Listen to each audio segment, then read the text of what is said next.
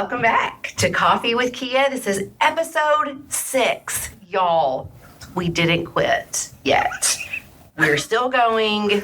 Today we're talking to you about updates, workarounds, PSLF, and save plans if we have time. There is a tornado coming, and we want to get on the road before we get blown away. First I heard about the tornado, so. Yes. No, I made all that up. I'm Cassie Benedict, Director of Outreach Services. Hi, everyone. I'm Keith Ritchie, Assistant Director of Outreach Services here at Kia. And we have today, not one, not two. Actually, yes, just two. Wait. One. Yep. Two. That's good. Good counting. Mackenzie's accent isn't here. So just two. Two special guests. 2 for the price of 1 today, folks. You get the Brandon and the Brandi. Yes. Brandon. Yes. Yep. Hanging. Don't leave her hanging. Hanging? I'm not going to leave you Okay. hanging. No way. Absolutely. Not Brandi. All right. Brandon, can you tell us a little bit about yourself? Yeah. Dating profile style. Yeah. So, been happily married almost 15 years. So, let's get that out there before we get into any of my dating preferences. Hello, Melissa. Hello, Melissa. Love you, babe.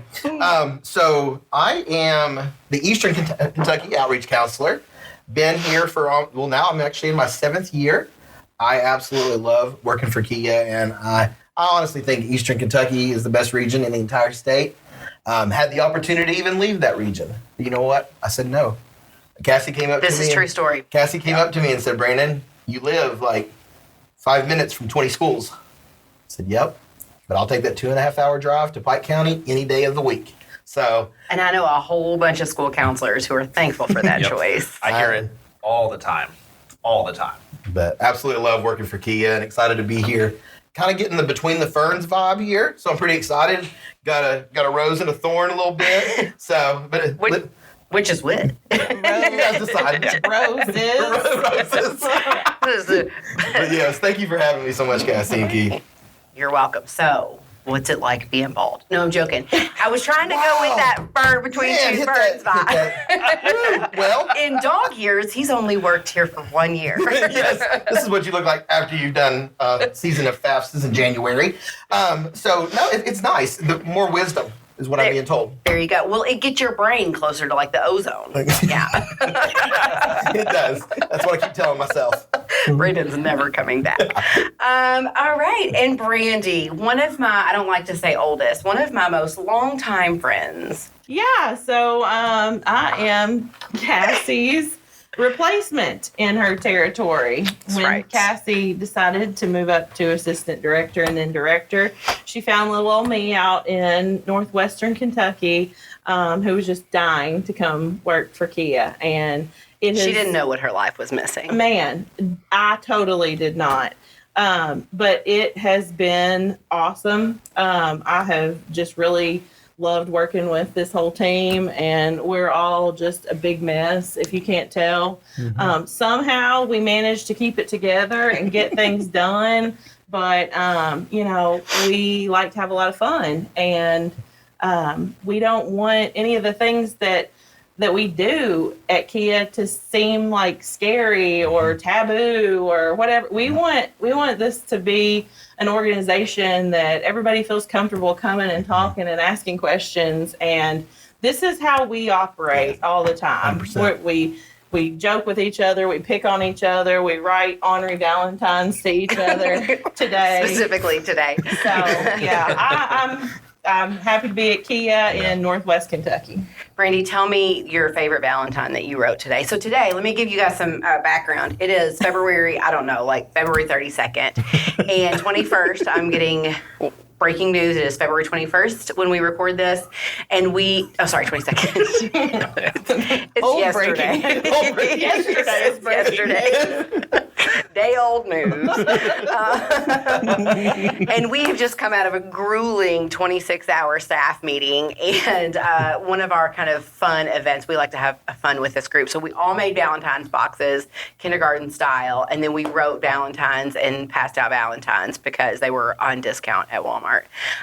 So Brandi, what was your favorite Valentine that you wrote today? Okay, so I have to preface this by saying that my Valentines were each little card was different, and it would say, I love when we and a blank, or you're a great friend because and a blank. And so I think one that I wrote to Keith, my dear boss, said something along the lines of, I love when Cassie did your job. I almost spit coffee. Or to my dear friend Dave, I wrote his said, I wish I had known you and a blank, and I said before you were so old. Brandi with the 1, when 2. when we say we like to laugh, we think we're funnier probably than we are. Oh, yes. But a good razz here and there, keeps us close. That's Yes. right. That's right. Well put. We love to hate each other. Keith and I have already established a long time ago, we think we're funny, Oh, yeah. and survey says we are wrong. So today, like I said, we're coming out of a staff meeting. We're completely exhausted. I made some coffee. I didn't make any for Brandi and Brandon, so love you guys. No coffee for you. Okay. You can drink out of mine. But I made some for me and Keith, and it is horrid. It tastes so bad. It's not your usual coffee that you typically make for me. So. I told But them. your usual one is like about probably the sugar intake of like Kool-Aid. Yes. If it's not thick and sugary, I want no part of it. I did tell him that these mugs looked like planters, and I just dumped the dirt and the plant out and didn't rinse it. Just made the coffee in it. It does smell good though. Yeah, It it's smells the good. aroma. It's very aroma is wonderful. deceiving. Yeah. It's Yep. very deceiving. Yeah. So disgusting coffee with Kia today. It's kind of circa 93 mug going on. That's bit. when this coffee was made. Today we have some fun things to talk. Well, fun in quotation marks, things to talk about. We're going to talk about any updates that are going on with the FAFSA right now. Thankfully, there's nothing groundbreaking, earth-shattering that we're bringing to you. We do have some workaround information. We're going to talk about public student loan forgiveness. So if you've never listened to a Coffee with Kia, you are in the majority, and you are coming onto a really great one because this is good information and we're excited about it. If we have time, we're going to talk about SAVE plans. If not, you'll just have to wait till episode 7 if they don't fire us before then. All right, but first, some coffee talk. All right. So, y'all, I have been crazy sick. Yeah. Anyone want to share this microphone with me? No, you're good. You don't want to drink in my coffee? No, we're good. My whole family, today is a Thursday. It What is Thursday, yes. year is it? Yeah. Today is a Thursday. My family went way down with a stomach bug. Keep in mind, I have 4 children, 5 and under. All of us down with a stomach bug Thursday afternoon, and we have literally been sick since. And so when I was trying to think about coffee talk, I was like, I wonder what this experience is like for other people when they are half dead. So when you are sick, tell me, folks, what is your comfort? Your comfort food, your comfort item, your comfort way to pass the time? What is it? Keith, we'll start with you. What's your comfort? Well, Cass, mine's an easy one. I go back to my childhood, essentially. I turn into a baby. So that's what I do. His wife makes him a bottle of formula. Pretty much, yeah. I mean, I would ask her if I thought she would give me that, but I don't think that's going to happen. To me, though, like, it's the same stuff I did in my childhood. Like, if I stayed home from school, I got to watch, like, Price is Right. Yes. And preferably it'd be like a Bob Barker episode. Yes. Well, the good thing is I recently bought a new TV, and, some of those, like, off-brand channels that are on these TVs now, They're the best channels. they are. Like, I watch that more than regular TV, Yep, right. but you can watch, like, old Price is Right from, like, the 80s and 90s and stuff. So, I don't know, there's something about that. It just goes with feeling really bad. So... That's what I go to. I feel like that's so universal. Now, we're all the same generation here sitting at this table. So, like, I don't know. I'm looking at our producers who are not the same generation. No. I think I'm old enough to be both of their mothers. What if I had you very young? Yes. Zach is telling me no, but 25. okay, sweetheart. I'm old enough to be your mama. Yeah. I don't think Zach knows how old I am. I'm 73. They say you're only as old as you feel, and I feel like I have been dead, buried, and exhumed. 117 is what I would have 117. picked. That's just after today. Okay, so y'all, Price is Right. Is this a universal thing in your generation? You stayed home sick. You watched Price is Right. My mom was on Price is Right. What? Breaking. We are in the presence of greatness. Lene says that her mother was on The Price is Right. You've never seen it, not even her episode. I may have seen the episode though. on that new TV. Keith was sick a lot last year. He watched your Come mom on on Price is down. Right. Mama? Come on down, Mama Lawrence. Lawrence? Yeah, okay. Well, so Zach is slightly our generation. He feels us on this. He stayed home sick and watched Price is Right. What did you watch when you stayed home sick? Her iPhone. We're old. Wow. Okay. Yeah. She said yes. Wow. All right. We'll do B and then Brandon, and then I'll tell you mine. B. What's your comfort We're when you're both sick? B, but I know, but I called you B. I know, you did. Maybe I should clarify. Yeah. I've called Brandi B we have known each other for Even before Kia. Yeah. before Kia. We worked together at Kentucky Wesleyan in K-Dub. 2008. Mm-hmm.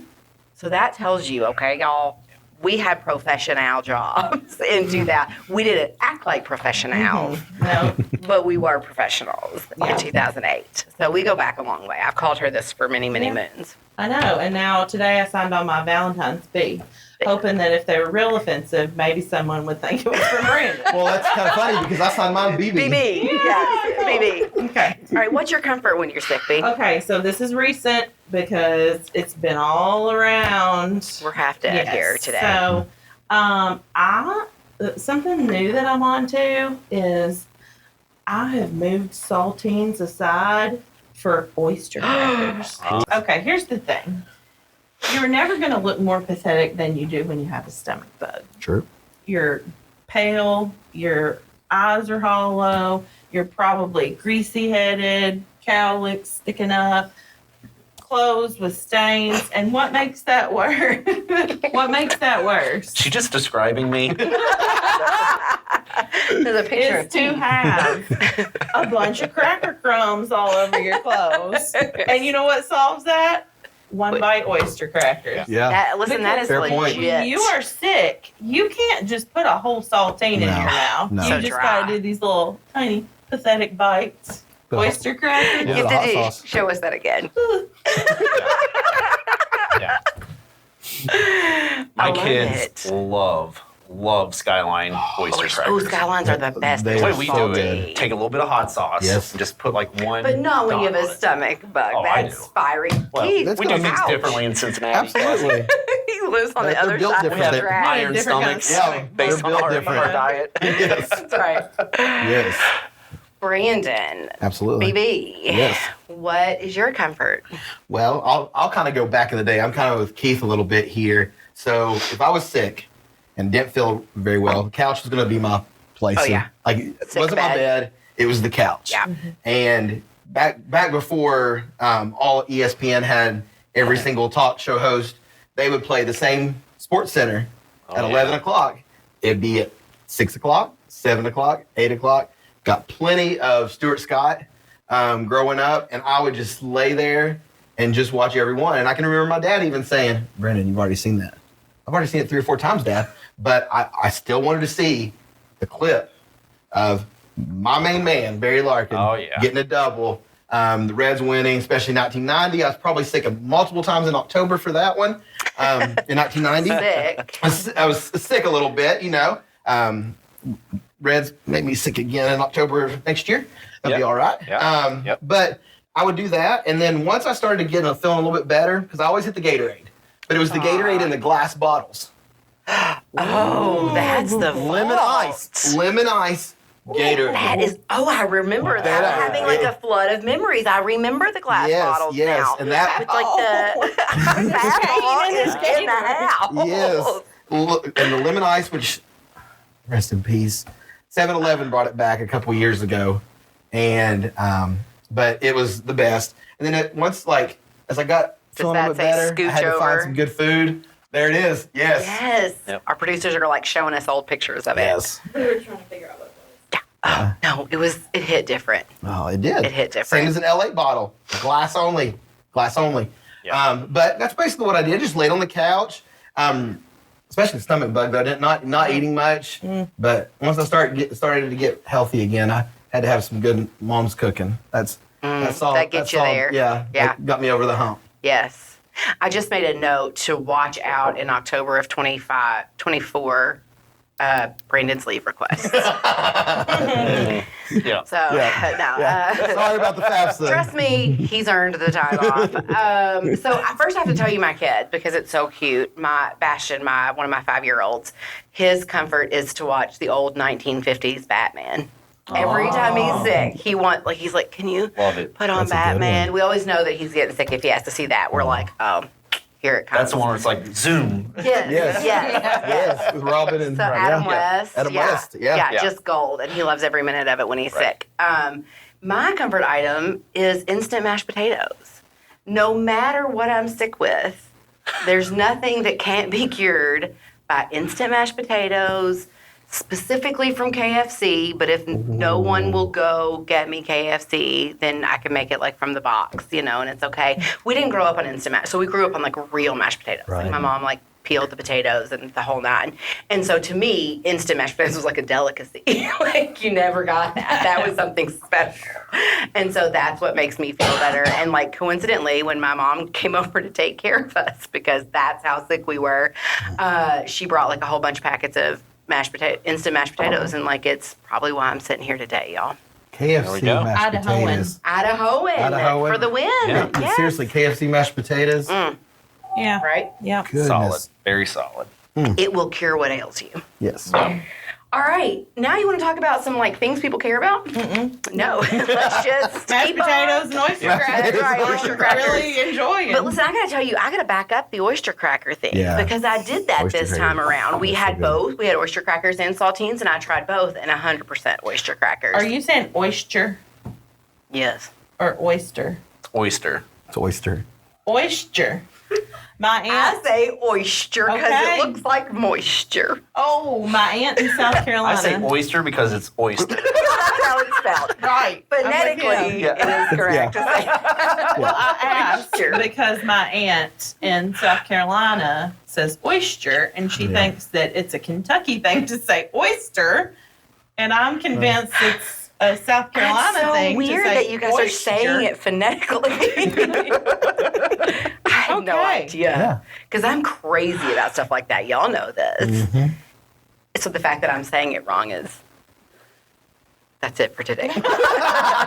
We're done here. Play some sad music. The day Cassie quit was the day that she realized she was saying a word wrong. It's kind of like when I was in high school and I was singing that No Scrubs, or not No Scrubs. Brady's like, where is this going? It was oh, come on now. I'm not going to be able to remember it. It's the Bugaboo song. Uh-huh. Okay, who sings that? Do you remember? Beyonce. Destiny's Child. Okay, Destiny's Child. And I thought the line was, break my knees so I can't move because you're a bugaboo. And my friend at one point was like, are you saying break my knees so I can't move? And I was like, yeah. Makes sense. He's a bugaboo. She was like, clearly she's saying break my lease so I can move to get away from the bugaboo. And I was like, Yeah. oh. Both make sense. You went Tanya Harding. Yeah. Break my knees. Yes. Destiny's Child was like, just do me in, break my knees. Wow. Makes Okay. sense. Oyster. I kind of like that version better. Break my knees so I can't move. That needs to be a coffee talk one day. Is what lyrics were you gravely incorrect about? Because I have a whole long list. There have been songs that I've stopped liking over the years because I'm like, oh, well, I like my version of it better. Exactly, So exactly. It's just not as Yeah. good. Yep. Right. Yeah.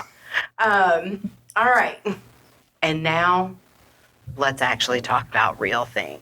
You got it. Before Joe Carroll Ellis calls and says, go ahead and stop that podcast. All of these people are fired. All right. Updates. How's the FAFSA going for you guys? I want to turn this over to Brandon and Brandi because, like we said before when Mackenzie was here, Keith and I aren't in the field. We're not living this day to day. We see it from kind of a bird's eye view. And so how's the FAFSA going for you guys now versus when it opened versus 3 weeks ago? Just walk us through it. Yeah, I'll go ahead and kind of mention a few things. I know Brandy's the same way because we've kind of hung out a little bit when we worked together. But as outreach counselors, You all don't hang out outside of work. Sorry. yeah, that's true. We don't hang outside of work. But No one does. nobody does. We're always working. What we always try to do is help every single family, whether it's a student, whether it's the parent. And a lot of the issues that have come down with the FAFSA this year are issues that we can't resolve. Yeah. And I think that, like, honestly, I've had counselors come to me and say, Brandon, it's okay. Like, they know that usually we call you and we know what to do. We know how to fix it.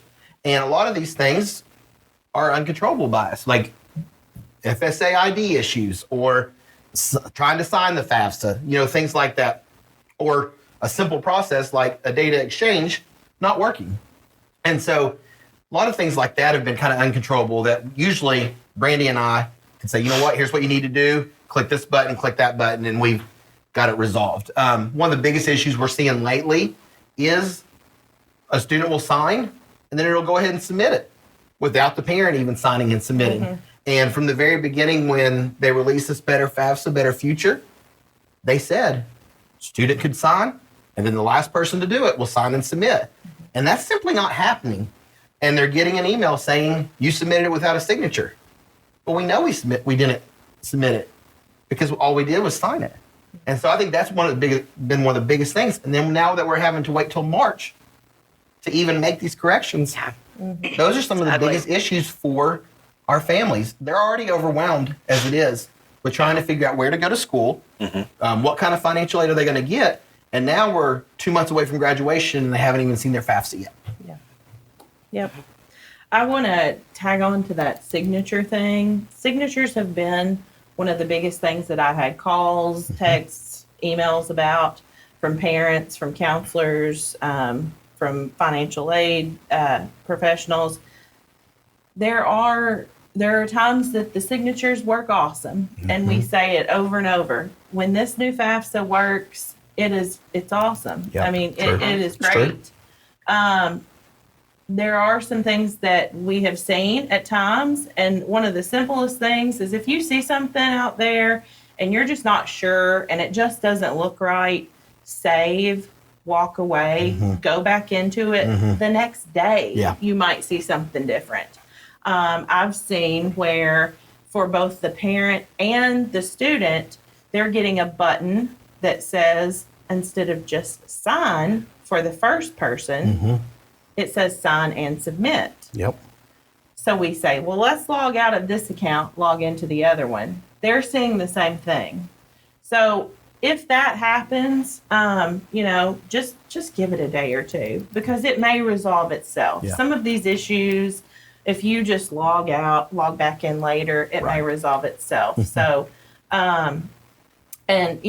that's a lot of what we're doing right now as outreach counselors. We're just trying to help facilitate a lot of this troubleshooting because there are a lot of things that we just have no idea about either. Yep. But a lot of, I think, what has made the FAFSA smoother from when it opened in January to now for myself is that I have just learned some of these little tricks. It's maybe they did something to the actual form itself, or maybe I'm just learning some of these little tricks that I can share with families and counselors and stuff. And I want to say two things today if anybody's listening. Families, counselors, financial aid professionals, anybody that works with helping file FAFSAs.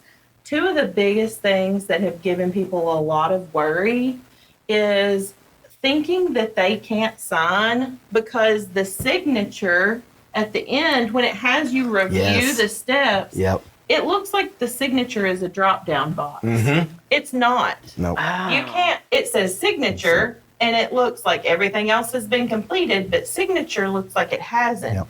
So people will try to click, and they'll say, it won't let me sign. Won't let me sign. That's not where you sign. You have to scroll to the very bottom of that page, Correct. And then there's a continue button. You're that right. takes you to the signature page. Wow, I can see how that would trip a lot of people So a lot up. of people are getting stuck and thinking something's wrong, but it's just the way that the form is laid out. It's just a little confusing at that point. Yep. So that's a save for some people that can give them a lot of stress. And another that I have seen and heard, parents get to the end and they say, this can't be right. Yep. This cannot be right because it did not ask me any questions about my income. Yep. I brought my taxes, but it didn't ask me anything. When it works correctly, it's not going to ask you those questions. When it matches up with your information from the IRS through this direct data exchange, that is perfectly fine. That does not mean you've missed anything, Yeah. that you've done anything wrong. So just that being able to say, it's fine, you did it right. If it was easy for you and you moved through it pretty quickly, then chances are the system worked right for you. Yeah. Right. And that's what we have to look forward to with this FAFSA. Oh, no, agree. Absolutely. I think that it's, once all this gets worked out and we figure all the tricks and we understand how to lead families through this even better, I think it's going to be something great. Keith came up with a document that is, I think, incredibly helpful. It kind of outlines some of the things that we see over and over, some of the glitches, some of the errors, some of the things that we want to address as an agency to just make parents know and students know, like, it's okay. And I love that that's available on kygoes2college.com. The one thing I love about that is the part where it says, like, if you see the words in review, you're in It's a a good good thing. place. You're in a good yeah. place. Right. As You're in a good as you place. can be. Everyone thinks Yeah. like, oh, in review, like they're reviewing I've done something wrong. Like, no, once you see in review, like that's the old version of processing. Like it's processing your information. We're just in a holding pattern. In review is a great thing to see. Yep. Yeah.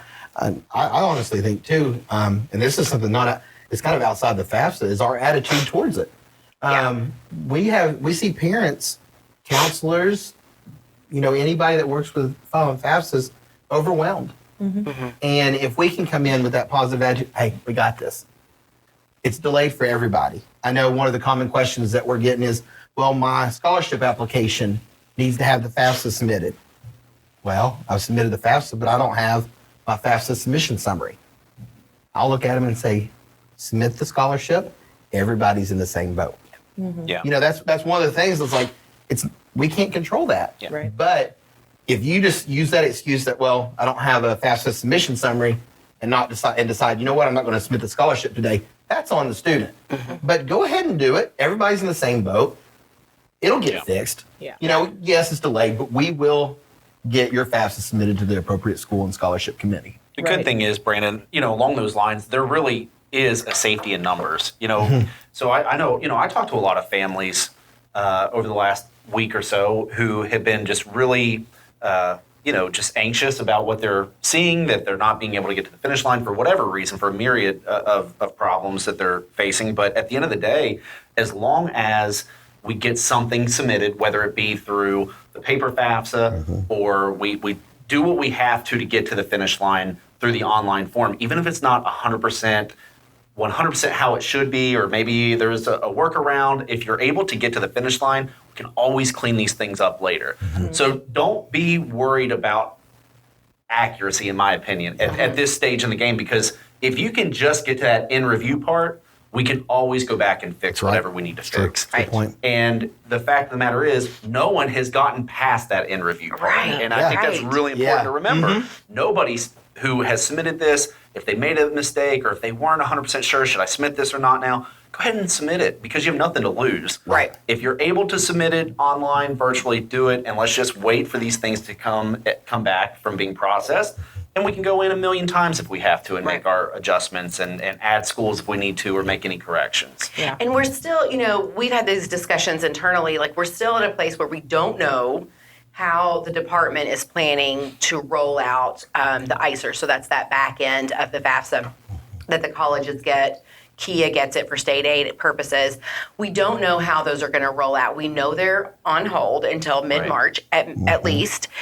We don't know if it's going to be first in, first out. We don't know if they're going to batch them. We don't know. Yeah. But one thing we do know is if you submit today, your date stamped for today. Your time stamped for today. So if, Kentucky is a first come, first served state. So if we decide, okay, we're going to go in order of time stamp, you're ahead of the person who submits tomorrow. Yeah. So I definitely agree with Keith in that. Like if once we get it submitted, even if we have to fix it, even if there's mistakes, even if there's glitches, you have a timestamp.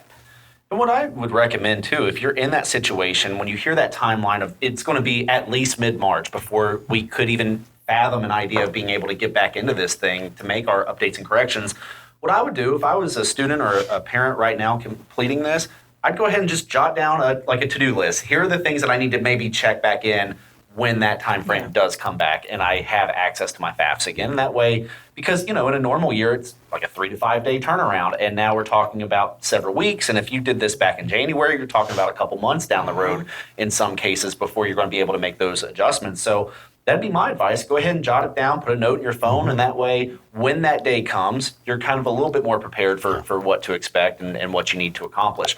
The one thing I do want to throw out there, because it could be an extended time frame that we're talking about, is when that day comes that you are able to actually get back into your FAFSA, access it, and make those changes, it's super, super important that you go all the way to the end and resubmit that actual FAFSA. Because if not, then you have this weird limbo thing going on where the colleges don't see that update or that correction. We at Kia won't see that. So you have to make sure that you are going in, making those corrections, and getting to the finish line and resubmitting it in order for anyone else to see it.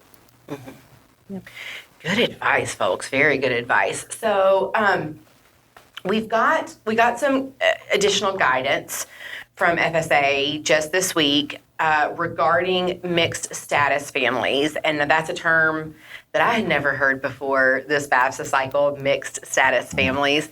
But what that is it's students who may have a social security number and they're able to file the FAFSA just normally, and their parents maybe don't have a social security number, or one parent doesn't have one.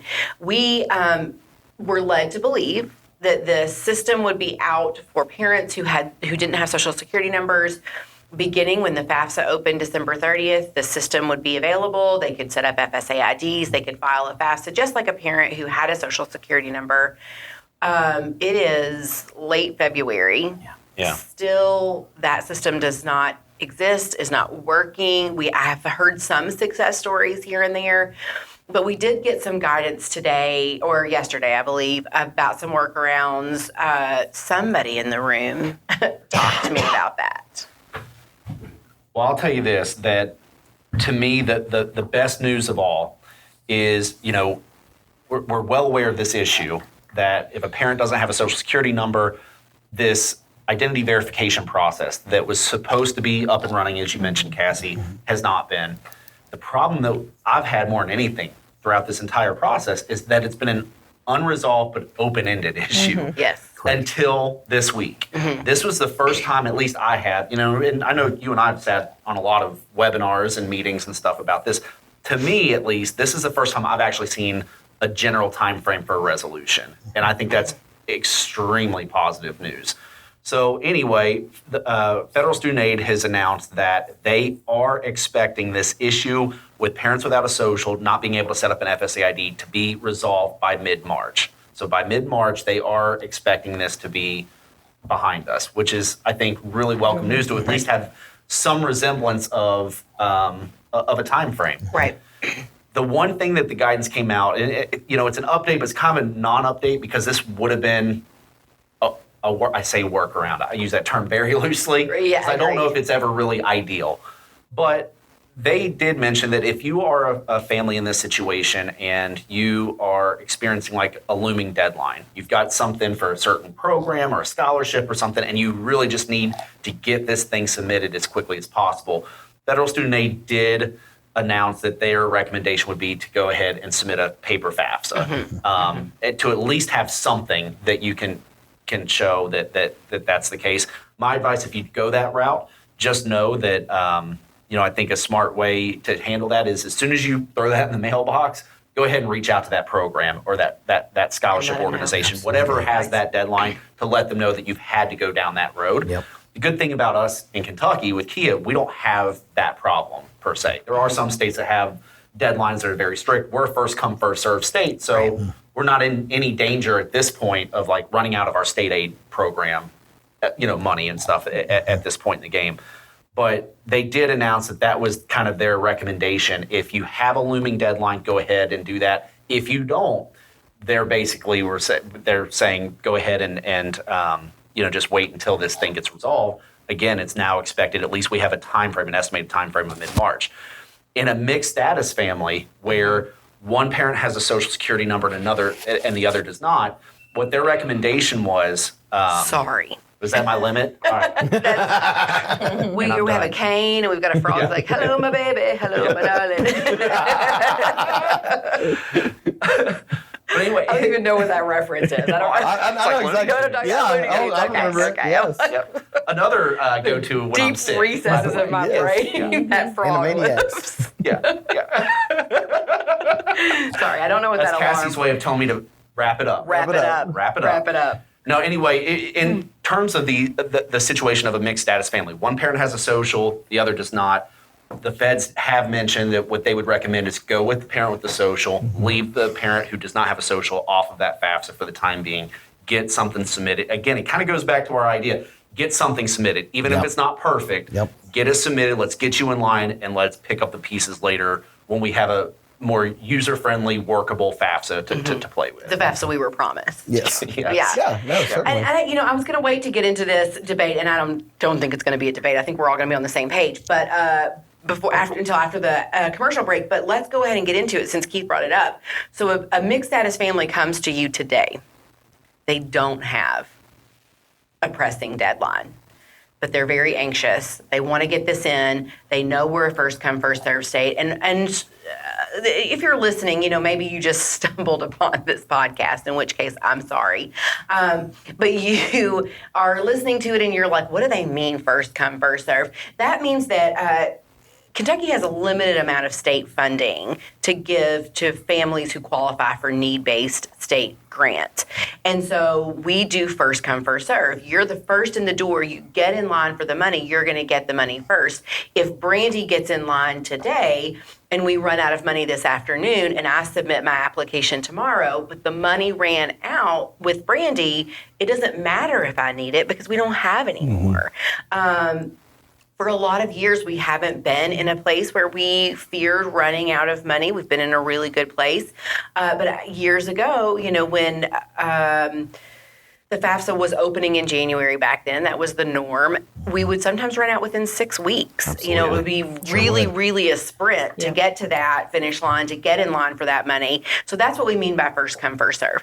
But a family comes to you, let's pretend like you're a Kia outreach counselor for a moment. Let's really suspend reality and pretend like you're a Kia outreach counselor and a family comes to you and they are a mixed status family and they come to you today on February, we don't know, 21st, 22nd, I don't know what day it is. And they say, mom doesn't have a social, maybe dad doesn't have a social either, okay? Maybe neither parent has a social, but the child has a social. We hear the state runs out of money. We want to get in line. We're very anxious about it. We don't have any additional deadlines. We don't have scholarship deadlines or anything like that looming over our heads. What is your guidance to them? And I would like to and I would like to hear from each one of you. Contestant number one. Go. I have actually worked with many of these families this year, and up until this point, I have said, let's just wait. Because now that we have a date in mind of when we should have a solution to this, I think it's a much easier thing to say, let's wait. And, that does make the families nervous in the beginning. They feel like people are all getting ahead of them and they're missing out. And they hear those terms like 3 million FAFSAs have been submitted, and they think all of those people are in front of them. Right. And then, then I go back to it's okay. You are still in a fine place. You are still, no colleges are working on any of this yet. No one's FAFSAs have been even processed yet. Now, if you ask me this the second week of March and we haven't seen something, I'm going to have a whole different story to tell. Sure. Of course, what I've done with those families, and this is not what you asked, but, my 2 cents. The families where we do have one parent with and one parent without social, I have filed that. And the way that I did that is we mom had a social. We put her information in. She filed joint taxes with dad in 2022. So in that circumstance, dad wouldn't have to have an FSA ID created, but it still wants that second parent's information. We did go ahead and put dad's information in there, and in that FAFSA or in that social spot, just to get it submitted. Like Keith was saying earlier, we did go ahead and use his tax identification number just so it was easier to link dad to those taxes and to mom when the time comes to get that all figured out. But we did when we do have at least one parent with a social, I did go ahead and submit. And putting that tax identification number in that Social Security box for the second parent. So this is not your parent who has the Social Security number or whatever. That's just a means to the end. Right. That's just a step to take to get it submitted. That's not guidance. Not correct. That's not right. It's That's just a way to get it, because it won't let you, if dad's on those taxes, if they filed together, it won't let you. It won't let you go without- beyond It won't that let you page. submit And they without that. originally had told us the old way to circumvent it would work again with the all zeros or all nines, and that is incorrect. Yeah, It's and not it- working. And it also does say that there is a separate location that you can put in that tax ID number. I haven't seen a space for that, so I Right. just said, this is gonna be the easiest way to identify that this is placeholder. the correct parent, and just go ahead and get that submitted. So that's what I did. I went with my best judgment on that, just to get that That's good. FAFSA submitted, because we did have a parent and a student, both with verified FSA IDs. So that situation's a little bit different, but And I do think, Brandi, like you bring up a good point about FSA IDs in particular. If it's a family, if it's a married couple who filed joint taxes, technically the rule is only one of them needs an FSA ID. Right. You know, so even again, it kind of goes back to what the feds were saying, that like if you're in that situation, only one really truly needs an FSA ID. They're able to speak on behalf of both parties because they're pulling from that same tax record. Yes. That's where they're coming from with the idea of like leaving that other side of it off of there, is because they really technically only need that consent piece from the one parent because they are all coming from the same record. right. I think, with the guidance that Keith has mentioned that we've kind of received, I don't work with many of those students in Eastern Kentucky, to be perfectly honest, but I have worked Now with, let me ask you: are you saying Eastern? it's full Oyster- Kentucky. Oyster, Kentucky. No, It's Eastern Eastern. Kentucky. It's full We say Eastern. Eastern. Eastern Kentucky. But I worked with a student last year. His parent did not have a social, and he has actually contacted the school again this year to say, hey, what do I need to do about my FAFSA? Because college has been giving them guidance. Hey, you need to get your FAFSA in. You're going to be a sophomore. And at the time that he reached out, because I happened to be at the school that day that he reached out to the contact of mine, we're like, let's just hold off for a second. But I think if he were to call me tomorrow, I think I might go and say, let's go ahead and get a paper one submitted. Let's go ahead and do that, because his dad actually does, which you bring that something good to my attention. His dad does do a tax return, but it's with his ETIN number, and that's probably not going to pull that dad's information in because it's not the social. Right. So but we don't have an FSA ID that can be created with the ETIN. So I think in that case, we could do a paper one. We could go ahead and get it submitted, show that school that we are making an effort to get that taken care of. And a lot of schools too have departments for this population. Yeah. That I think, I know when I've had certain questions of how to submit a FAFSA in a certain circumstance, maybe, I'll defer to the college. I'll reach out to them and say, hey, I've got this situation. Right. I know that I'm not the one making the decisions on this FAFSA. You guys are. What should I do in That's this great case? advice. I Yeah. do have a college in my area that this week, the director, she's like, we're moving on with paper FAFSAs because up until that point, there had not been any deadlines Hard set guidance, yet, yeah. saying that Right. by this time.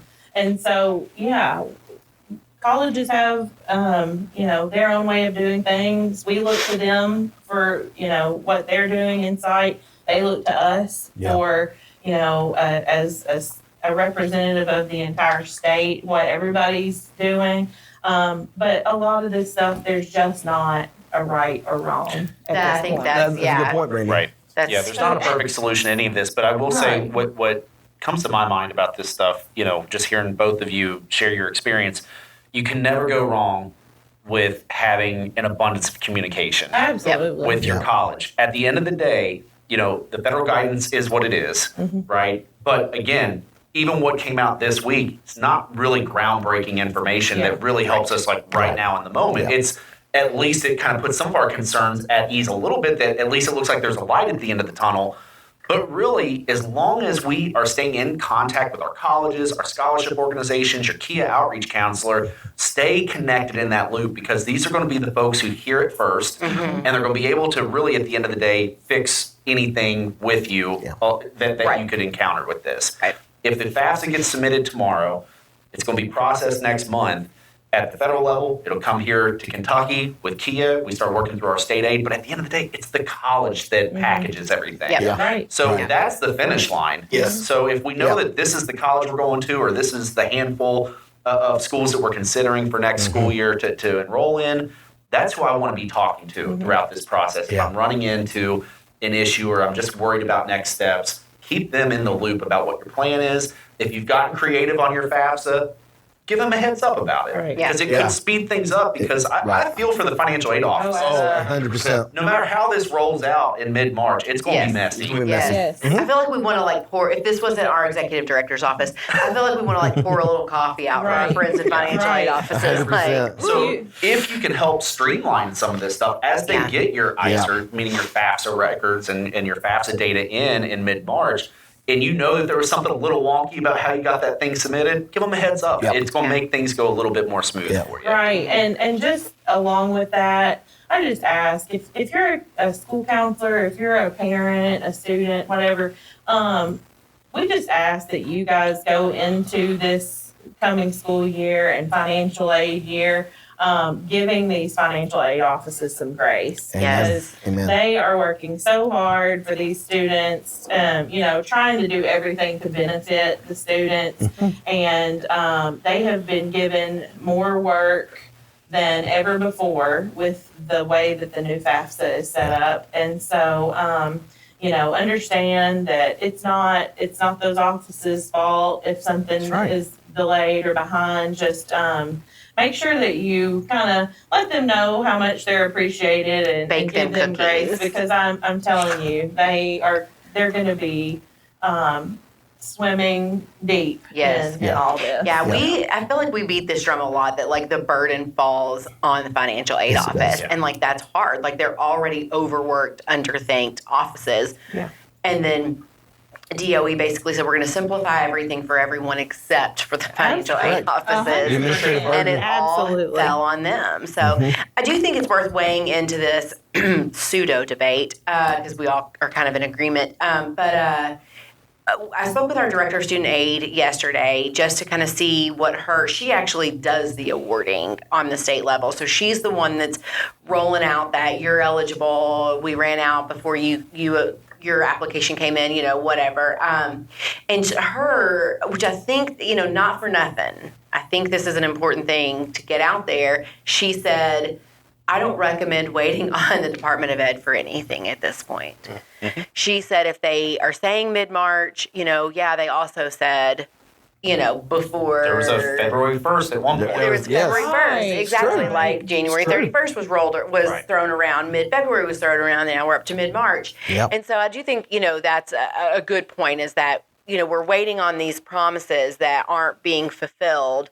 And so, there's something to be said for that. At the same time, I am all in the camp of wait. Like I was even saying at lunch today, like if I were filing my seniors FAFSA right now, I wouldn't be. I would be continuing to wait. we are a first come, first served state. So you do want to get yourself in line. But I think the takeaway from this is it is a case by case basis. Sure. And it is a basis where you want to, you want to find an outreach counselor and talk to them about your situation. You want to talk to your financial aid office about your situation so that we can best advise you whether to wait or to go ahead and file a paper FAFSA, or we can give you all your options and let you make the decision. You take ownership of that decision because, there are implications for both. And I think that's something to think over and something to talk about with your family and something to make a decision about. I don't think it's a one size fits all. To me, I think where I'm at with this entire debate on do you go the paper route, do you wait for mid-March? I'm kind of in the camp, if it were me, Cassie, in all honesty, I'm okay with waiting till mid-March. If there's another pushback beyond that, I think I'm going the paper route. I feel like that's kind of like my last line in the sand, Right. mid-March. Right. If it Yeah. ends up being, if I get an end of March or an April or Right. anything beyond that, I'm done. And we're going old school and we're filing this thing like it's 1995. Right. Yeah. That's And- what I'm and- thinking in my mind. That's anyway. good. And speaking, Brandon, correct me if I'm wrong in saying this, but from like an outreach counselor that is out there right now, I'm going to go with also whatever my family that I'm working with really feels comfortable doing. You Right. know, Yeah. I mean, Yep. it's just like Cassie Yep. said, we're going to lay out the options and say, maybe Kia leans a little more, maybe you should try this option. But if I have a family that is adamant that the other option is the best choice Yep. for them, Yep. this is their FAFSA. This is their Right. It FAFSA. doesn't We are affect us at the end of the yes, day. we are there to Right. help counsel you through Mhm. this process, Mhm. but it's ultimately, that family's FAFSA. So, Yeah. I never want to say absolutely I'm this way or that way. Yeah. So, Right. Yeah, it's situational. Yeah. I'm not trying to Definitely. sell that person a Right. car. Absolutely. This, you need to be in this Yes. today. 100%. They're overwhelmed. Yeah. Sure. I can remember the day that I would sit down and do my FAFSA with my parents. So, you give them the options and let's say, okay, which way do you want to go? yeah. We got it covered for you, Right. but you just tell us what you want. You make Yep. that choice. Yeah. Choose your own FAFSA adventure. Choose your own. Those Choose are your own wonderful books, by adventure. the way. I loved Those those. were great Roads books. Diverged. That's right. So I want to take a little commercial break because it's real hot in here, and I need to fan myself without being a distraction for a moment. And now a word from our sponsor.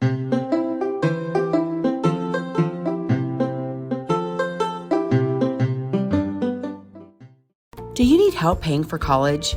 Your first step is completing a FAFSA, free application for federal student aid. The 24-25 FAFSA will be available in late December 2023 and is more user-friendly.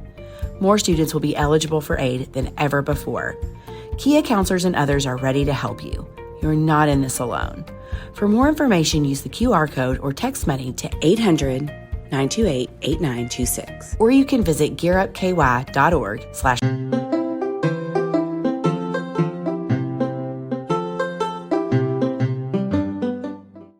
And we're back. Were we ever gone? You can't lose something you don't have, Brandon. Yes. We were playing movie quotes at lunch, and it was very fun. BB fun. What before we start, what time do you have to head out? Like right now. 4:30. It's So we have 4:17 12 minutes. PSLF and done. in a hurry. Yeah, and done. Who's Okay. doing PSLF? I'm just going to pose it to you I- guys so I- y'all I'm just gonna nod a lot, and I know. I've gone through the process. You've gone through the process, so I know what. I will put I my have Yeah. the radio ad script if you just want to read that. Nice. That can be our break. That can be our, That'd be good. yeah. Okay. Okay. What do I do? No, he's joking. Oh, joking. I don't know anything. I'm She's like, like, what? That So all this is edited then. This is- Sometimes. Sometimes. Sometimes they do us dirty Yeah. a little bit. Sometimes they surprise us. And we're back. Welcome back to episode 6 of Coffee with Kia. We've made a 4-time executive decision here that we're going to tease you with the SAVE repayment plan. It's exciting. It's beneficial. You're going to want to know more about it, and so you're going to want to listen to episode 7 because we're not going to talk about it today. Brandon never stops working, and so he has a deadline. He's got to get back to Eastern Kentucky and help those fine folks file their FAFSAs. All right. public student loan forgiveness. We got big things going on with public student loan forgiveness. Other than Keith and Brandon, their loans have been forgiven. It's official. Brandi said, can I just say, before the break or during the break, Brandi said her loans, she paid them off like a upstanding citizen. Yeah, a champ. And we all said, well, we put ours off as long as we possibly could. That's the only responsible thing that I did financially in my young life. Well, I'm The only $40,000 more responsible than you. I don't monetary amounts to this I responsibility. don't have to pay mine now. I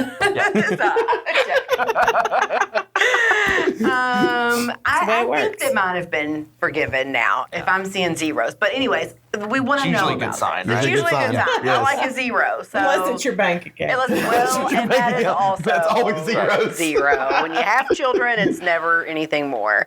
All right, so PSLF. Tell us about what's going on with public student loan forgiveness. Give us the good, bad, and the even better. Yeah, absolutely. I'll kind of start out. Game changer. Public service loan forgiveness. Absolute game changer. Kind of go back a little bit. When we had COVID, when COVID was happening and everything, they actually extended some of the benefits to where students that had taken out loans prior to direct loans, we would call them FELP loans, they could actually account those in a chance for them to be forgiven. And actually, right here, sitting down, I'm a recipient of that PSLF. I can remember a phone call that I made. I was calling Mohila, which that's the servicer that takes care of public loan service forgiveness. And literally they said, Brandon, as of April 20th, 2022, your loans are completely discharged. And you have a zero balance. Play some victory march. This is a safe space. I believe this is a completely safe space. I cried over the phone with a lady I did not know. Because that was 36. She wrote that in her field comments. I hope Emma. she did. 'Cause I know I did in mine. That was $36,000. That was wiped clean. It's awesome. And when you have a family of four, Yes. 2 wonderful kids, wonderful wife, a monthly payment, it's Life tough. changing. Yeah, it's life changing. It's tough payment. Yeah. You put food on the table, different things. Tires decide to get holes in them. You work for loan Kia? payment. Yeah, I work in education. But so PSLF is very beneficial. And now we are seeing that if you are working in a public service organization, maybe nonprofit, for a school, we've got a lot of teachers out there, folks, working as a nurse. I see a lot of programs right now where schools are making sure that students are debt-free when they graduate if they sign a contract with that hospital to work. But with PSLF, if they go work as a nurse, they're getting their loans forgiven after 10 years. I mean, 120 consecutive payments. And I think what blows my mind, when you do an income-based repayment, which is that's why we needed to set up the PSLF.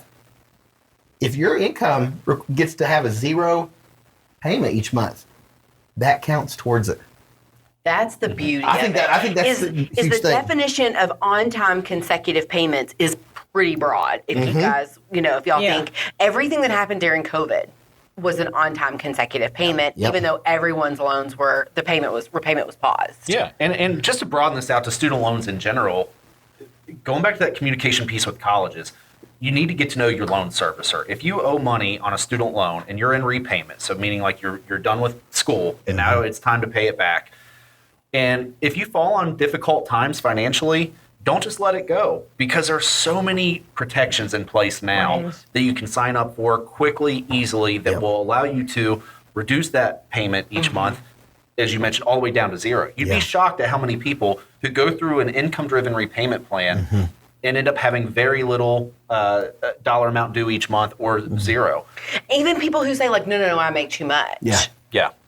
Some of those people are still paying $0 a month or $8.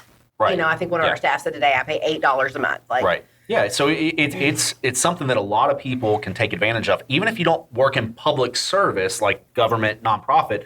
These income-driven repayment plans, we kind of talk as if they're all the same thing, but we're really talking about two different things here. Right. income-driven repayment plans, that's something to consider no matter where you work. Yeah. Because that can potentially lower that monthly payment. That public service piece, what ends up happening is you get to kind of double dip between the two worlds. So you have two options to make when you go this public service loan forgiveness route, meaning you work for a government entity, nonprofit. If you work for an eligible employer full-time and you go this route, you can either stay in that standard repayment plan, i.e. Brandi's strategy of the regular, this is what you owe, and it's 10 years, or you sign up for that income-driven repayment plan where it takes a percentage of your discretionary income.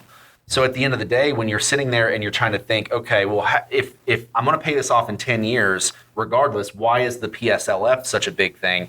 It's only a big thing if you also have it tied into an income-driven repayment plan, because that's where it can potentially lower that monthly bill and allows you to have loans left over that get wiped away through the forgiveness. Right.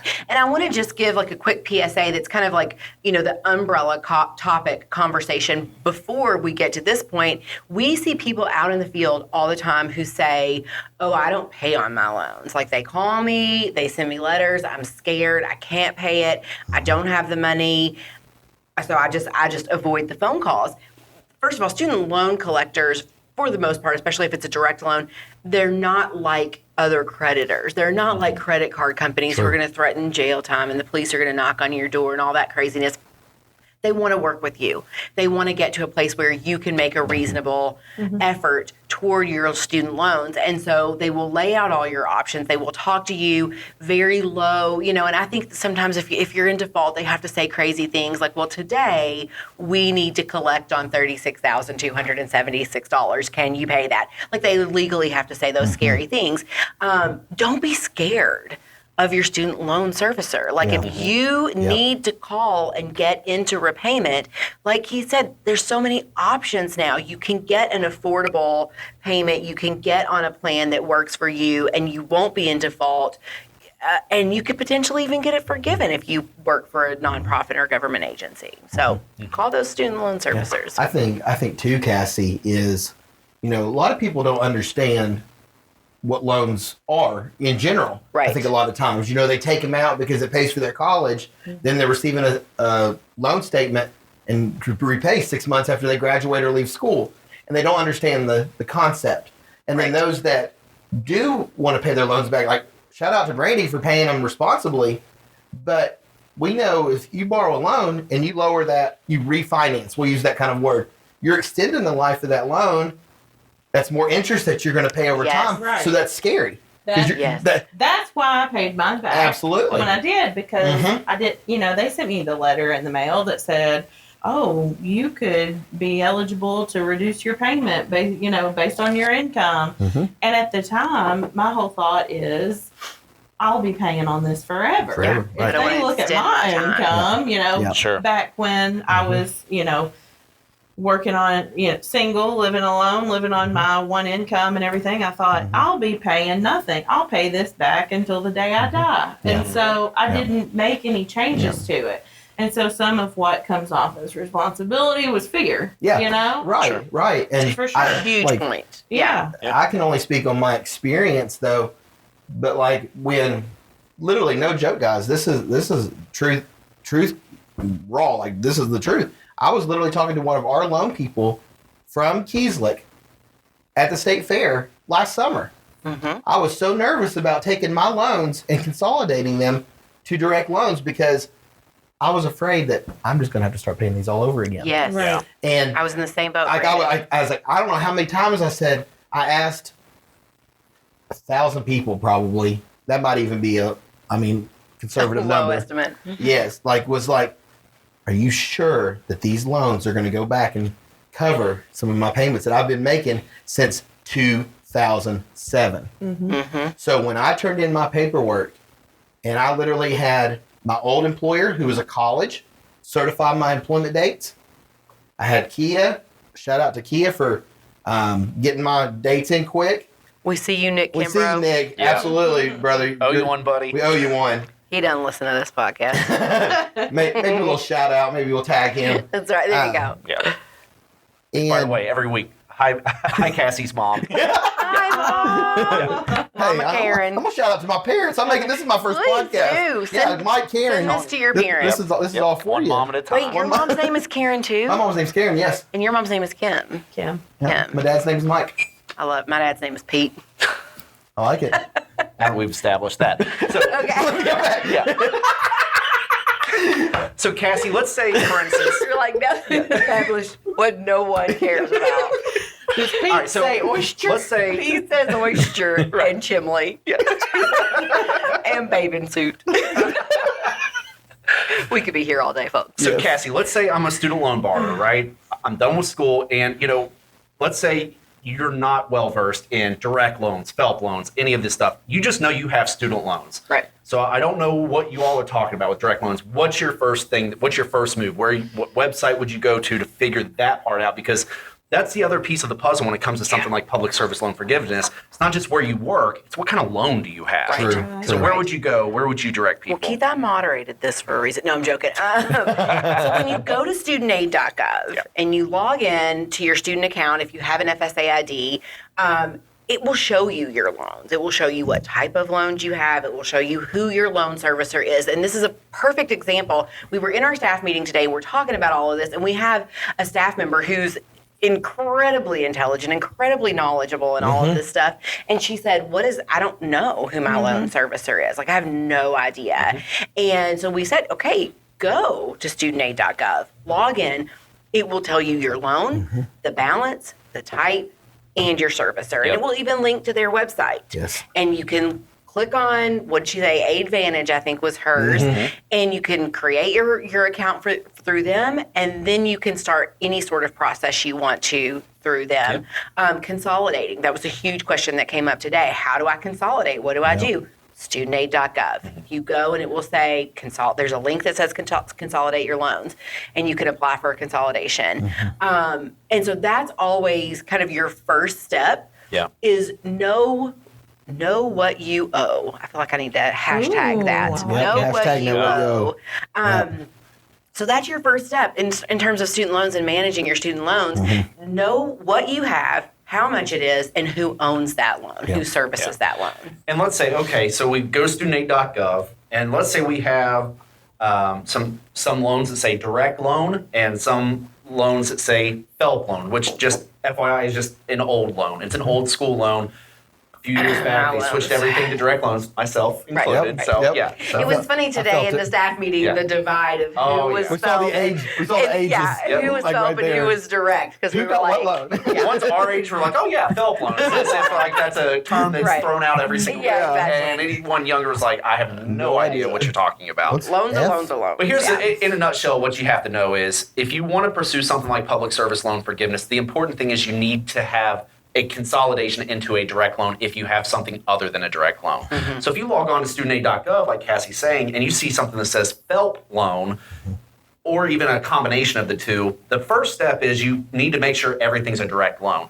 The way you do that is that consolidation loan. It's quick, it's easy, doesn't cost you really anything. I did It's it really- sitting at the state fair. Yeah, there you go. Yeah. So, but It took me 2 seconds. the beautiful thing about it, it's all through studentaid.gov Correct. on that piece of it. Right. Once you have it all under the right umbrella for something like public service loan forgiveness, the next step at that point is to go ahead and check and make sure your employer is eligible. The cool thing about studentaid.gov, they have a database right there on all there. there for you. It will make things go a lot more smooth for you if you have your employer's EIN number, which comes off of like your W-2. But if you're able to plug that in there, it's going to make it super easy to find your employer and see if they're eligible.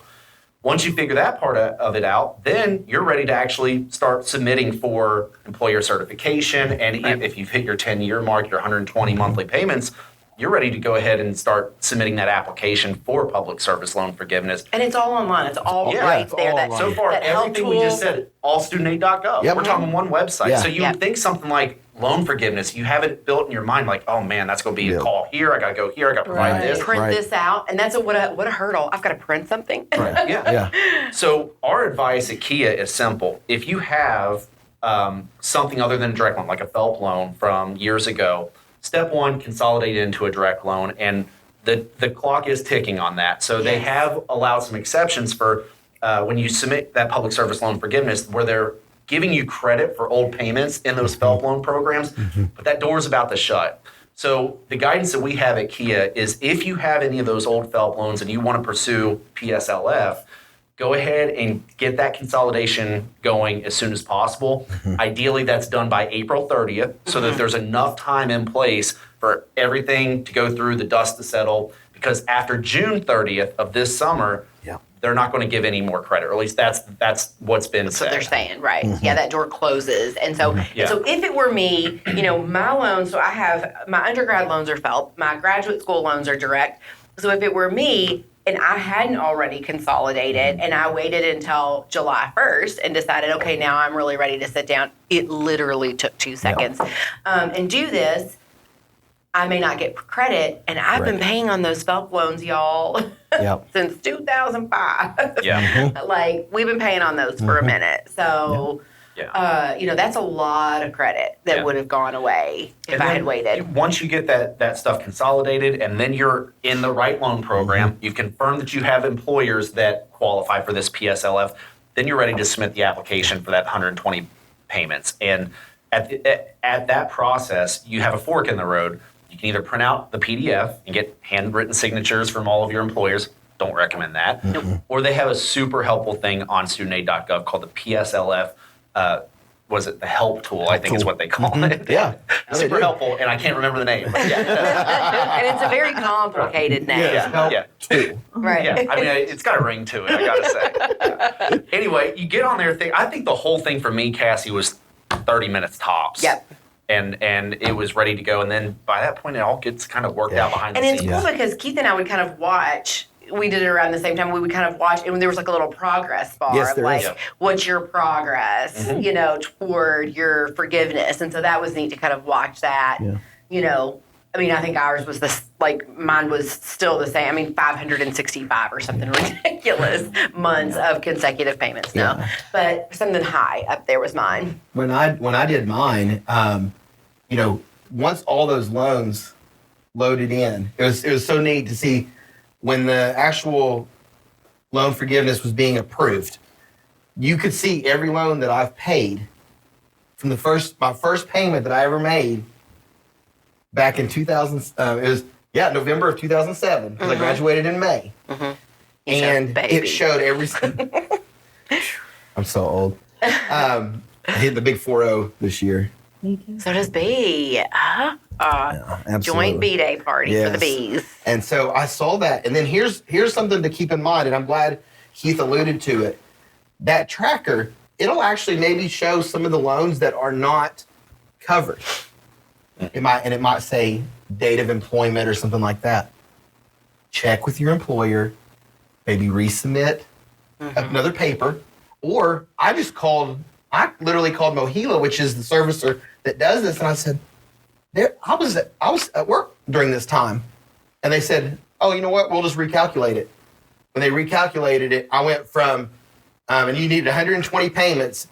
It was so funny. It was like 110 of my 120 were covered. And I'm like, sweet, I'm only going to have to pay, worst case scenario, I'm only going to have to pay 10 more months. And that could actually be a zero when we've already established that. Then they recalculated it. And then I'm like, I'm going to call.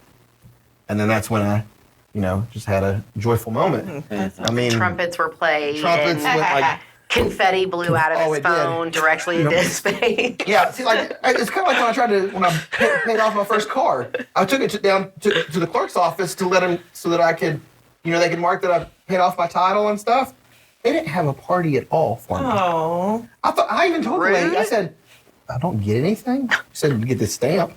I'm like, but I felt so much jubilation when that PSLF loan was gone. And I know we need to have PSLF parties for each of you guys. As our loans are all paid off and forgiven, we'll have PSLF parties. And Brandi's actually going to fund those. Yeah. She had the money to pay her student loans all those years ago. She was so responsible financially. Oh my gosh. Hey, you guys might have already said this, and she wasn't listening. I may have been staring at the wall, thinking, well, I don't have any loans. She's like, what's for dinner? But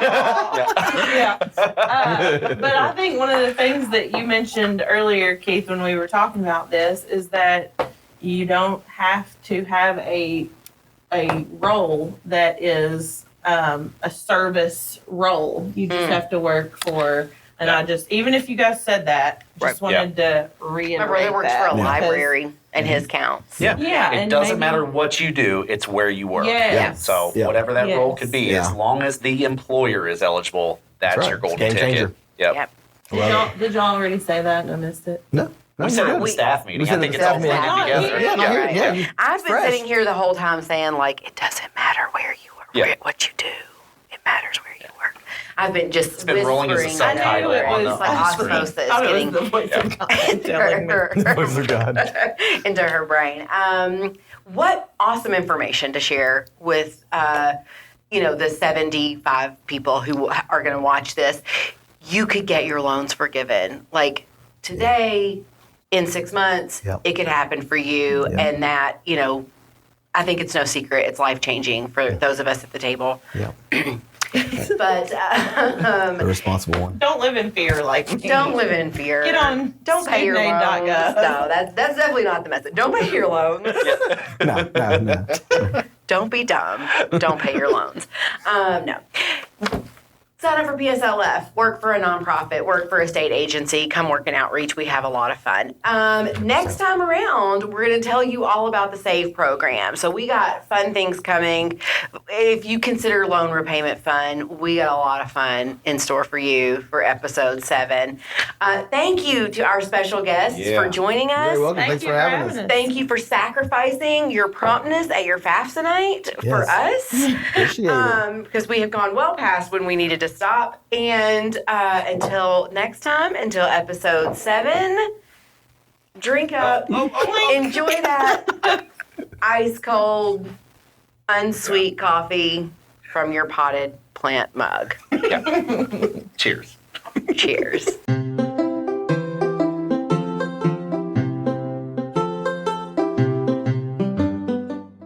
My loans are paid off. This on y'all.